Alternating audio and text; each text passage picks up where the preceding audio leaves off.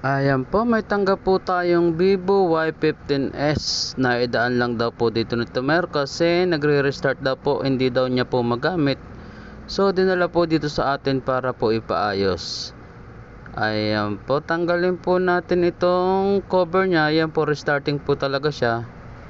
So makinis pa naman. So dinala po dito sa atin para ipagawa. Tanggalin po natin itong cover para po magawa natin kung anong dapat po natin gawin kay Vivo Y15s. Ang issue po niya ay restarting. So hindi po magamit ng maayos ito, kaya dinala po dito sa atin. At ito po, tanggal na po natin itong takip. So ingatan lang po natin kasi nakakabit dito yung flex ng fingerprint nyo sa likod. Yung sensor nyo sa likod is nakakabit dito. Ayan, baka maputol natin yung flex. So tanggalin po natin itong cover at set aside po natin. Ayan po din, tanggalin po natin itong battery. Tanggalin po natin itong battery at nandito po yung problema natin. So lika po at i-fix natin yung problema ni Kuya kung bakit nagre-restart itong Vivo Y15s niya. So ayan po, tinatanggal ko po itong cover at may tatanggalin po tayo dito. Ito pong kutong lupa. Yan po yung tatanggalin po natin. May kuto po yung baterya, so tanggalin po natin at hindi na nangungulit na po itong kuto, hindi na siya matahimik, kaya po tanggalin po natin. Ayan po yung kutong pinaltan po natin, papaltan po natin. Ayan po. So lika po at proceed po tayo sa ating gagawin. Paltan po natin ng lisa yung kutong tinanggal natin kasi kailangan natin paltan para po magamit pa po ni Tomer ng maayos. So maganda pa po yung baterya niya, kaya lang makulit na nga daw po at nagre-restart na po siya.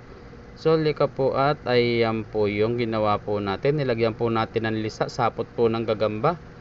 Ayan po yung tinanggal natin sa baba at dito po natin tinanggal yan. Ayan po. So ikabit na po uli natin itong baterya sa cellphone nya.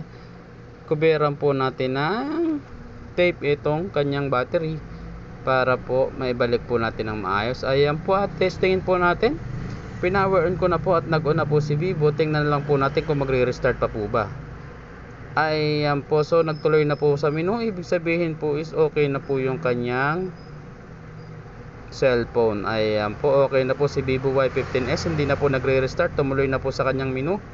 Hinihintay po ito ni Tomer sa labas, kaya madalian na lang din po natin gagawin at madalian na lang din po nating video yan. So lika po at i-assemble na po natin sa unit. Tinesting ko po siya dyan. Tingnan po natin kung anong model nya. Si short po natin. Ayan po, about po Vivo Y15s. Ayan po. So okay na po si Vivo Y15s. Maraming salamat po sa inyong panonood. Papalo po sa aking mga video at baka ganito din po ang problema ng phone nyo. So dalhin nyo na lang po sa mga paborito nyong teknisya malapit sa lugar nyo. Ayan po, lika po at ayan po, kinabit ko na po yung takip, pati itong SIM slot, ikabit na po natin. Okay na po si Vivo Y15s. Papalo po sa aking mga video. Thanks for watching po. Maraming salamat. And bye bye po, bye bye. Pa-share din po nitong aking mga video para maraming makapanood at may dagdag sa akin. Salamat.